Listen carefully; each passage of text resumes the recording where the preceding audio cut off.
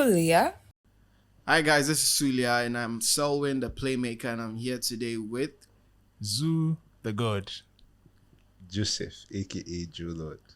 Alright guys, today we are here to talk about African players that don't play for their African nations, but rather they play for European countries or other countries all over the world.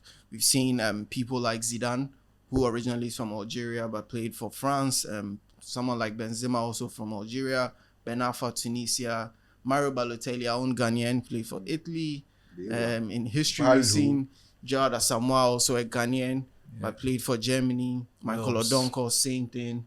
There have been other ones too that have been around, but here we're about to talk about the latest one. The biggest gem at the moment is Kobbie Mainoo, 18-year-old Ghanaian, but then it's playing for England. Guys, let's get into it. First of all, the fact that he calls himself Kobbie Instead of Kobbie or Kobbie Mainoo Mainoo. instead of Kobbie should tell us everything we need to know. Yeah.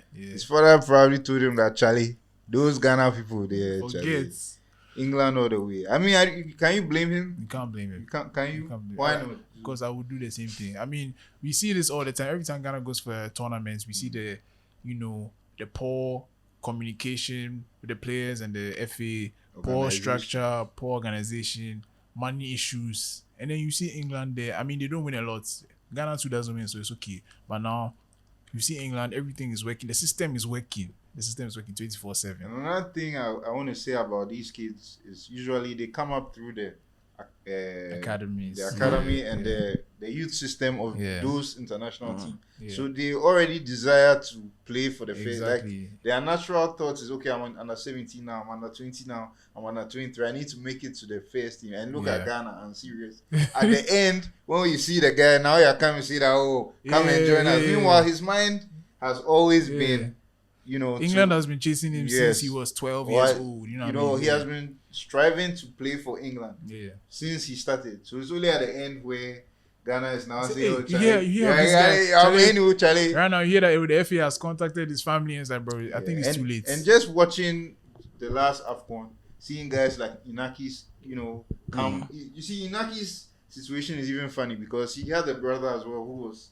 young, and they both had a chance to come and play for Ghana. Yeah. Inaki, I will say my personal opinion that he's old now. You look at the team, he has not really played any international. You say, okay, Ghana makes sense. But for his brother, what's his name? But even for Inaki, if he had the chance, trust me, 100%. He will not be here. That's what I'm saying. Like, it's only because of the age, and you think about the whole, maybe you get one game or something. Do you guys remember Adama Traore? Where I think there was an international break where it seemed like Spain were going to call him and they didn't call him. So he traveled to Mali. Yes. Then someone got injured and then Spain called him. him. He left the Mali camp and went back to Spain. And the sad thing about that is that was probably his only game he played for Spain. Yeah, he hasn't really played for Spain. Meanwhile, Mali, that would have been it. Solid. But that's not enough to change his mind? It's not enough, because as I was saying, Inaki's brother, what's his name again? Nico Williams. He looks like a young boy with a good head on his. You look at the future and say, Charlie, this is Spain. Okay, unlike Adama, like I'm actually like a star or like a prospect for the future. Yeah. Do I want to sell my soul to Ghana where 1 year you are the best player like Kamaldeen Suleiman, next year we don't know, your backing is now not strong anymore. So, and then you have situations, it's not just Ghana, just African FAs where they are stakeholders. Someone will say, pick this player, So if this person is working at the FA, you know that, even if I'm playing badly, I don't want to mention names, but some players, they're always calling them. It's like, this guy's trash. And you have left somebody who's playing well at home. So when you see those things from the outside, it's like, I'm not sure I want to go here. I actually want to go somewhere where they're calling me on merits most of the time. Some countries do this. Some countries. So with someone like Inaki's story, Inaki, this is not the first time we are calling Inaki. We've been chasing Inaki since like 2012. Yeah. And around that time, the interviews where he said he feels more Spanish than Ghanaian. Yeah. Because he can't even really speak English. Yes. So what changed? The difference, the fact of the matter is that because we're going to the Qatar 22 World Cup, that's why Inaki decided to join Ghana. He doesn't feel Ghanaian on any way. I mean, he started feeling Ghanaian afterwards. He called himself Kweku and exactly. We had a similar thing with Prince Boateng, Karen Prince Boateng. He also didn't want to He wants to play for Germany. Yes. But then 2010 World Cup came, Ghana called him. World Cup. Charlie, for Ghana, yeah. Exactly. I mean, can you blame the players? Yeah, I mean, your career is short. You may never get to play in the World Cup. So once the opportunity comes, whoever you're going with, Charlie, just but take our it. main concern is why don't they think about that at the beginning? And it's obvious. We all know why. We all know why, yeah. It's sad. And another point I wanted to raise on the stakeholders. They want their players to play in the World Cup because it's like on transfer markets, it now gives them it's like a higher certification in football that I played in the World Cup. So your value goes high. And if that's my player and I have an opportunity, I'll definitely put him in the team over your other guy. Like this guy, Ifrie Bani. Yeah. Same situation. He didn't even play. But just he because he was in the squad, his value value has now. So he went to the was in some team in Sweden, Zurich, in Switzerland, and then now he's not even in Ghana team no more. But the real reason he joined the team for the opportunity to go away, and that's it. Sold for millions. So now let's also talk about the drawbacks of players leaving their home countries to play for these adopted countries, if you can call them that. So I think a clear example is Bukayo Saka at the 2020 Euros. 2020 Euros. 2020, when the whatever. three Black Musketeers were asked to take penalties the first 3 pens. And they missed. It was the last 3 pens. Last. Yeah. So I think the first 2 were scored by Maguire and I think Kane. Yeah. That's true. And now Sancho, Rashford, Saka. And the onus was put on these boys. Young boys. Forget and that they're black. Missed. Young. They all missed. And now they were not English anymore. No English anymore. They Lukaku has also spoken about that as well. That when things go wrong in Belgium, they forget that he's Belgian. They forget all the things he's done for them. So like, if you see this from the outside as a young player coming in, it's like, that Ghana will insult you, but at least there'll be no racism inside the things. But England and these other countries, you really hear it. Wow. It's like, why do you think they don't consider those things? Or it's because not enough of a pull? They are thinking about football plain and simple. It's all about the football. Everything else, they will feel like they will deal with it when that happens. And just moving on from that, we've seen Nigeria, our favorite brothers, are now able to push these guys, more of these so-called European players to play for their team. He will be, he didn't really have a choice. But Kelvin Bassey, the captain, Trustekong, and then a few other guys are now... Lukman. Exactly.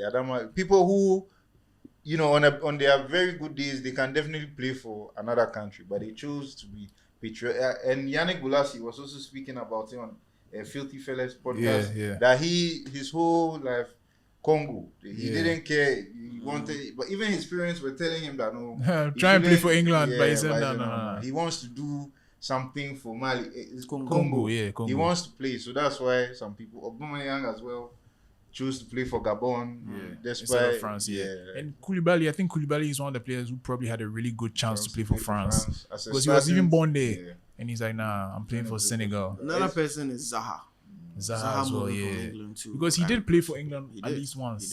He did.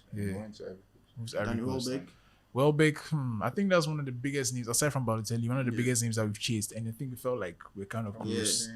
But I think he himself said that it was never, and just with the same progression thing, when it got to time, it was just naturally. Yeah, if the opportunity is there for you to play for England, and you know that with England, you have a far better chance at winning major trophies than. And just general exposure. Exactly, Someone like Nketiah, if things don't go well for him, he's definitely going to think about Ghana now. But for now, but the way the rules are, it's a little.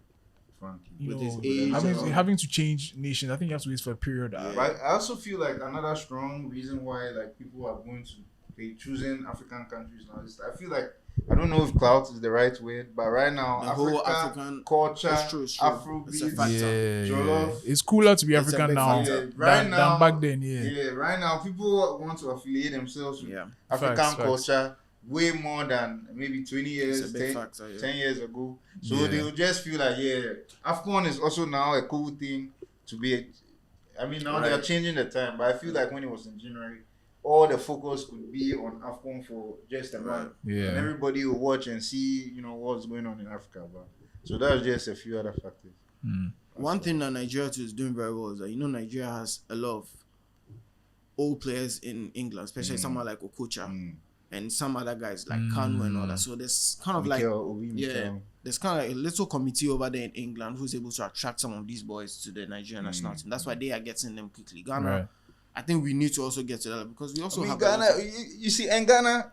The problem is if they really want to, they will go all out for the like Salisu like this. Yeah. For so long, he said he will never play for Ghana. And honestly, his reasons were valid. Very valid. Yeah. He had a good story about that. Yeah, and that's what happens all the time. You see, the players, they think about which country developed me more. Yeah. If Ghana didn't add anything to me, why should I come and serve you? But they still chase the guy. Even the FA president flew there, met with him personally and everything. Yeah. Just so that he come. I mean, now that he has come, it's like, this guy cry. But I mean, I'm happy that he did come. Yeah. So to add to this conversation, do you also think that players like you mentioned in Nketiah, Welbeck, who excelled at under 21 level, because Nketiah is the record scorer for England at the youth level. Why should I, as Nketiah, leave that legacy that's potentially building and come and play for Black Stars? So one thing is like his current situation now. There are guys ahead of him, right? Especially now that you've got guys like Oli Watkins. What's my favorite guy's name? Brentford. Ivan Toney. You know, even before Harry Kane has come into the mix, he himself will be like, Charlie, right now there, the way he make it, he looks like Ghana. It's a chance for me, So for someone like Salisu was born in Ghana, but the reason why he didn't want to come to Ghana is because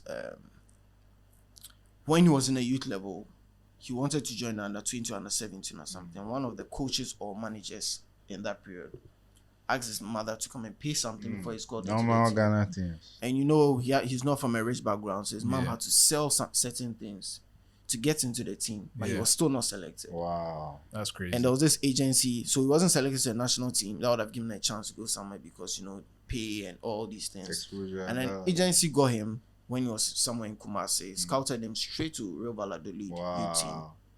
And that was it. And if it was you, won't you have these feelings? Like, exactly. So that's why he didn't want. How many stories are just like true? And aside that story too, all these juju in the national team. You know what I want to speak Tariq Lamptey. Exactly. All of a sudden, this guy is injured and he cannot play anymore. and these players know these stories. Such a good, promising player who, to my knowledge, has never been really injured. He comes to Ghana, plays a few games at the World. Suddenly, all of a sudden, the guy hits some long. And the boys, it doesn't make sense. Nketiah will hear this story.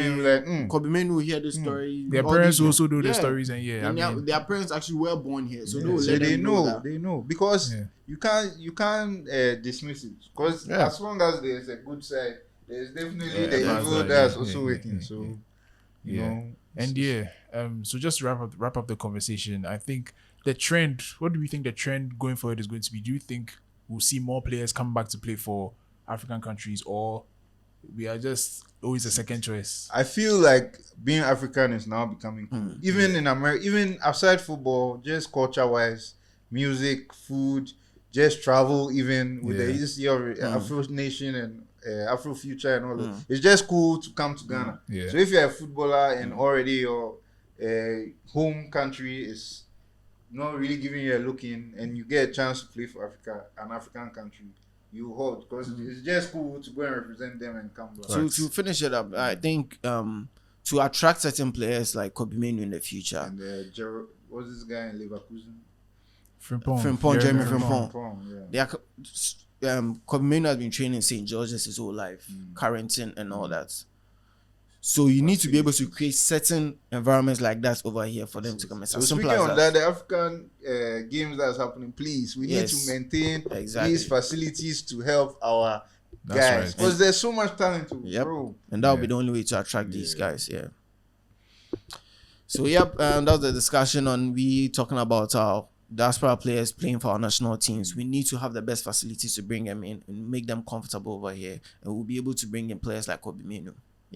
And shout out to G Sports for these jerseys. G Sports, big love, swag, big love. G Sports GH everywhere on social media. That's right. Peace out. Safe.